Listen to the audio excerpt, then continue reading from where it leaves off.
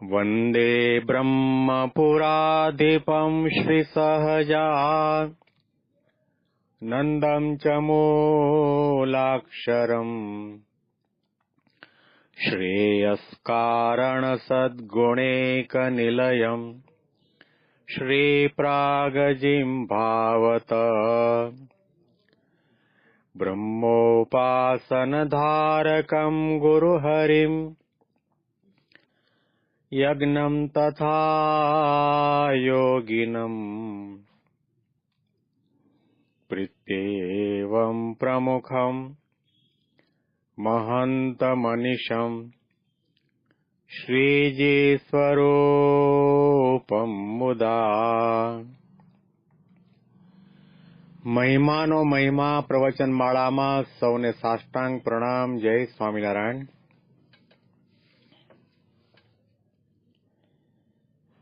આજે આપણે 64 પદીના 55મા પદમાં પ્રવેશ કરી રહ્યા છીએ.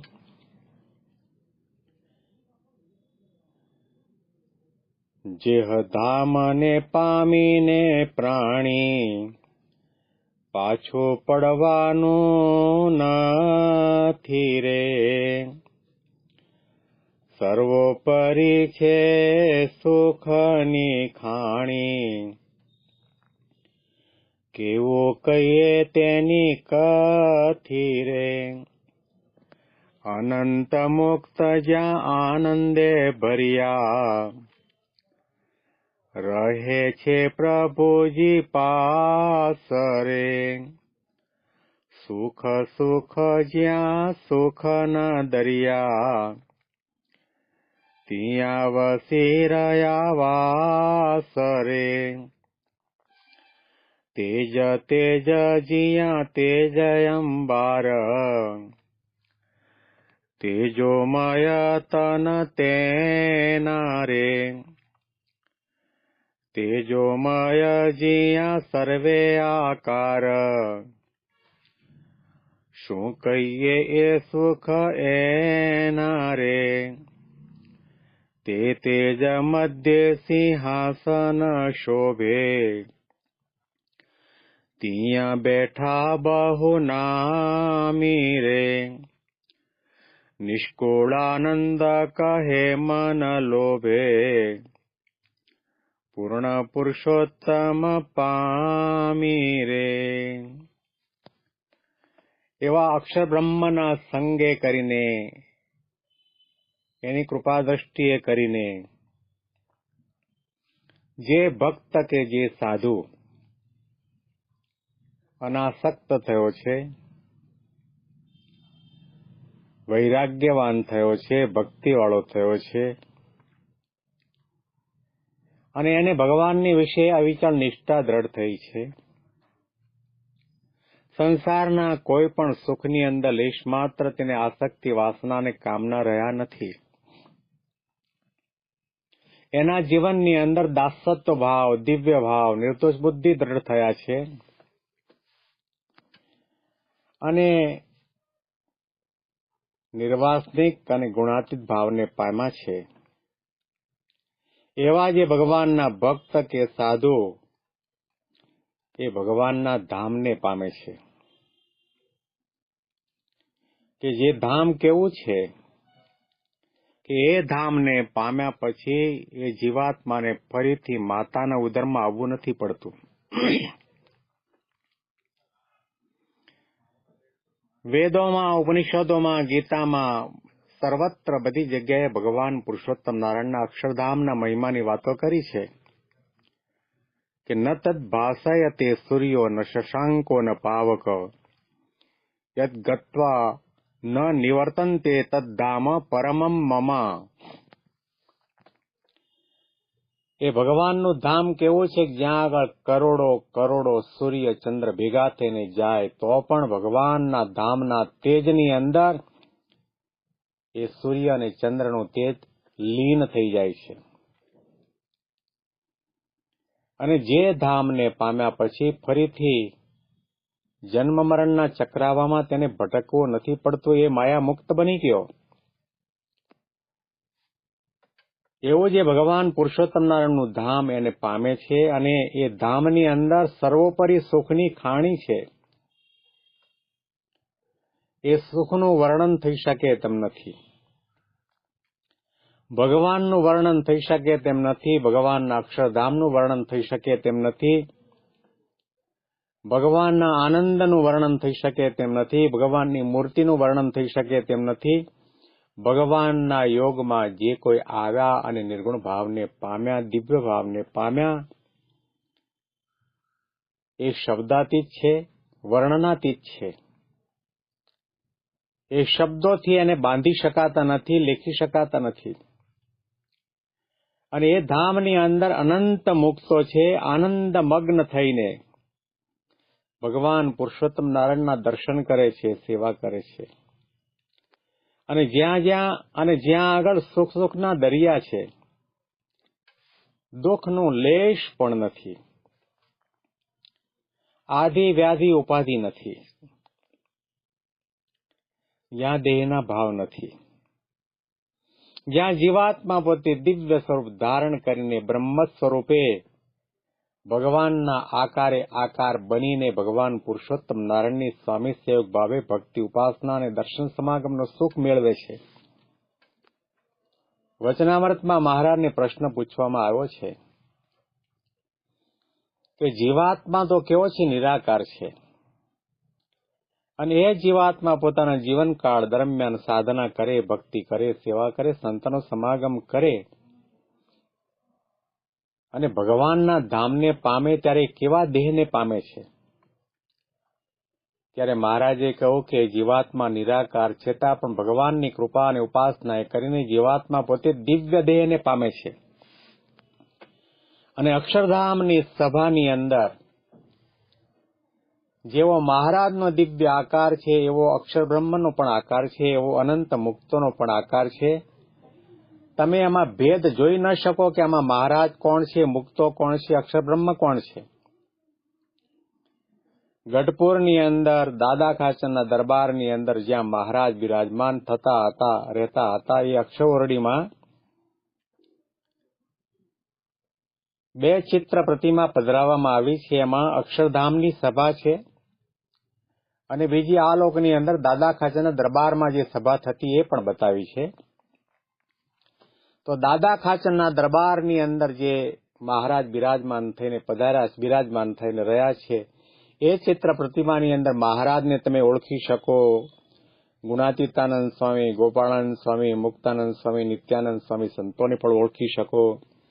દાદા ખાચર, પર્વતભાઈ, લાડુબા, જીવુબા, જમકુબા બધાને પણ ઓળખી શકો. એ બધાના અલગ અલગ આકાર અને એ બધાના વસ્ત્ર પરિધાન ઉપરથી પણ આપણને ખ્યાલ આવે. જ્યારે અક્ષરધામની સભામાં જુઓ તો એની અંદર મહારાજ દિવ્ય સિંહાસનમાં બિરાજમાન છે અને એની આજુબાજુ વિઠળાઈને અનંત મુક્તો પણ બિરાજમાન છે. મહારાજના જેવો જ આકાર, મહારાજના જેવા શણગાર, મહારાજના જેવા જ અલંકાર, પરંતુ ભેદ ત્યાં એટલો રહે છે. જીવાત્મા સાધના કરતો બ્રહ્મભાવને પામે, અક્ષરધામને પામે અને ભગવાનના આકારને પામે. ભગવાનના જેવા શણગાર ભલે પહેર્યા હોય, અલંકાર ભલે ધારણ કર્યા હોય, ભગવાનના જેવો ભલે આકાર હોય, પરંતુ ભેદ ત્યાં એટલો રહે છે કે આ ભગવાન મારા સ્વામી છે, એનો અનંત અપાર મહિમા છે અને મારા જેવા અનંત અનંત અનંત અનંત મુક્તો ભેગા થાય તો પણ ભગવાન પુરુષોત્તમ નારાયણના મહિમા, ઐશ્વર્ય, પ્રતાપ અને સામર્થ્યને પામી શકે નહીં. અતિ અપાર મહિમા છે.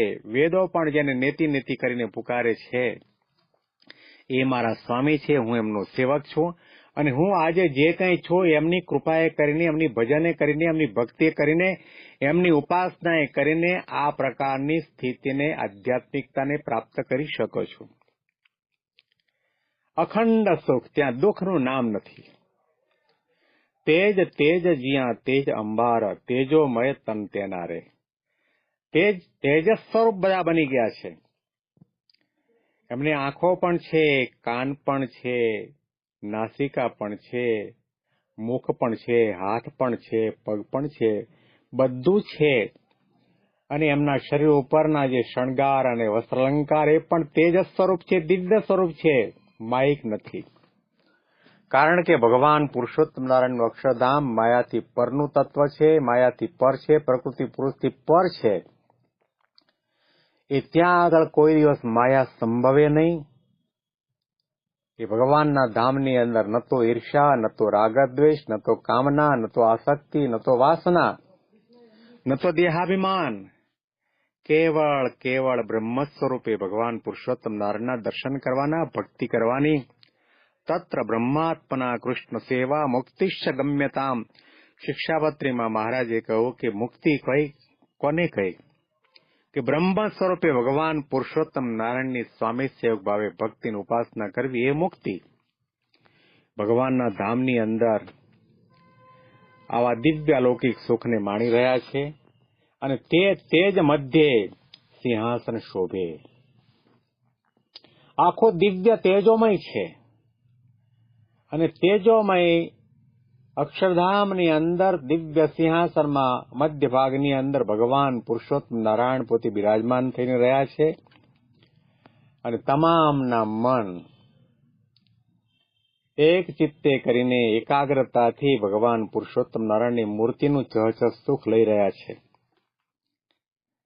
પ્રમુખ સ્વામી મહારાજને એક વખત કોઈ યુવકે પ્રશ્ન પૂછ્યો કે અક્ષરધામમાં જઈને શું કરવાનું શું?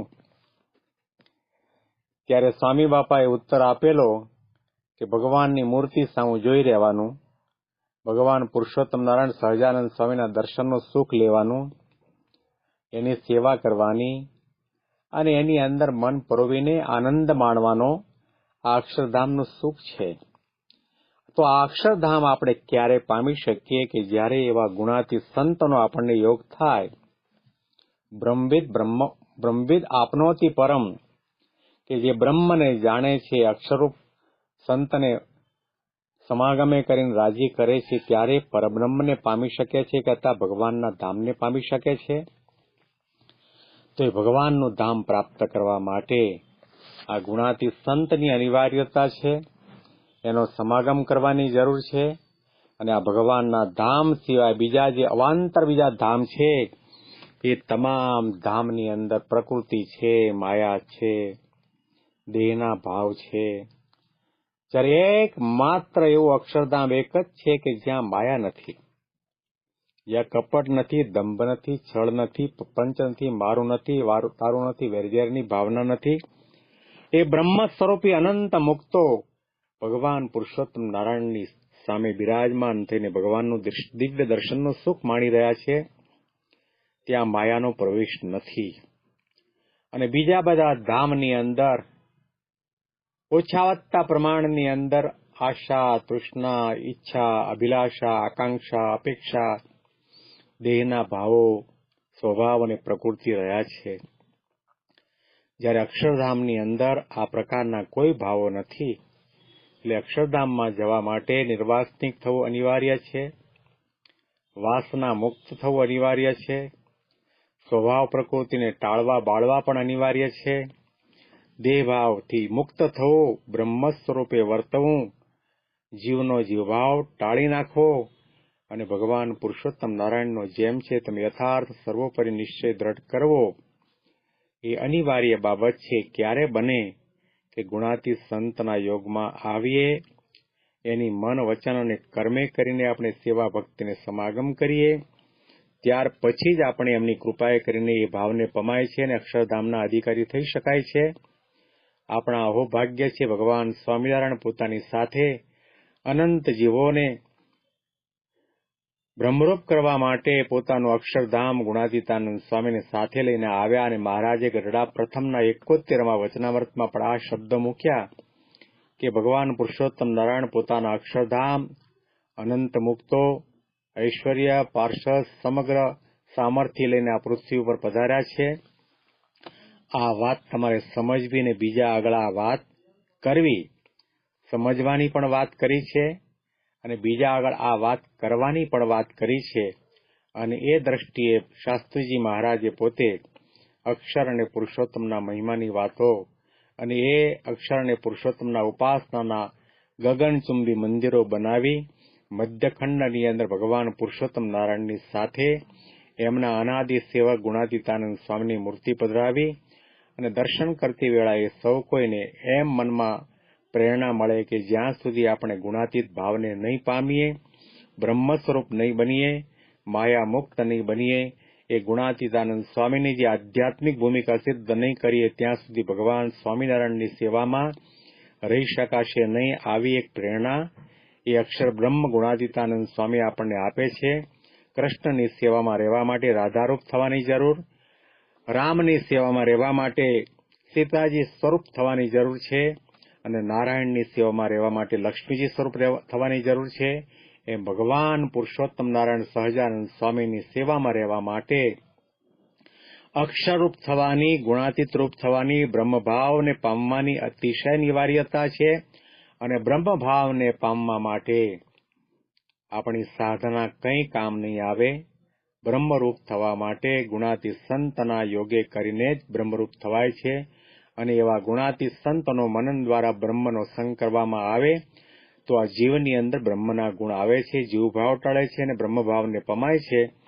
વર્તમાન કાળે પ્રમુખ સ્વામી મહારાજ, મહંત સ્વામી મહારાજ આપણા માટે એવા ગુણાતીત સંતની આપણને પ્રાપ્તિ થઈ છે. આપણા અહોભાગ્ય છે.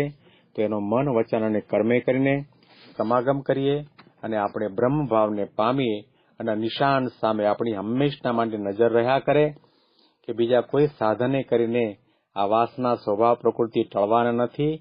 એ એક જ આ ગુણાતીત સંતની સેવા મન, વચન અને કર્મે કરીને કરવામાં આવે. મહારાજ ગરડા મધ્યના 7મા વચનામૃતની અંદર કહ્યું કે ભગવાનના મોટા જે સાધુ એની મન, વચન અને કર્મે કરીને વિશ્વાસ રાખીને શ્રદ્ધાએ સહિત સેવા કરે તો ભગવાન રાજી થાય છે. અને ભગવાન રાજી થઈને એને આશીર્વાદ આપે છે કે આ બિચારો વૈરાગ્ય રહિત છે, એને કામ, ક્રોધાદિક દોષો બહુ પીડે છે, એના તમામ દોષો ટળી જાય અને એના તત્કાળ દોષો ટળી જાય છે, બ્રહ્મરૂપ થાય છે. સંત સ્વામી ઘણી વાત કરતા કે સેવા તમે સંતની કરો અને રાજીપો કોનો મળે? ભગવાનનો રાજીપો મળે. અને ભગવાનના આશીર્વાદે કરીને આપણા સ્વભાવ, પ્રકૃતિ ટળી જાય. દરિદ્રીનું વચનામૃત છે.